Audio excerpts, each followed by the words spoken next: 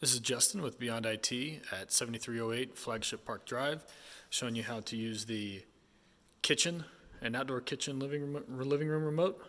You see here I'm going to wake up the remote by pressing the light button. I want to select the kitchen TV.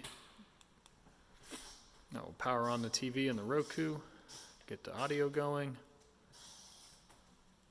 Alright, we are on the Roku page. As you can see, I can move it around. Also can work volume, mute, volume up and down. At the top you can see it says Kitchen Roku, and that means that is what I'm controlling.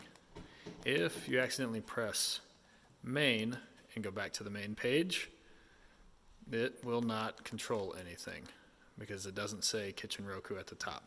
So all you need to do is tap Kitchen TV Audio and it'll get you back to the Kitchen Roku remote. Now you can use it just as you were before.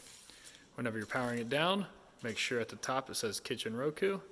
Press the red button. It'll jump back to your main page, and you're good to go.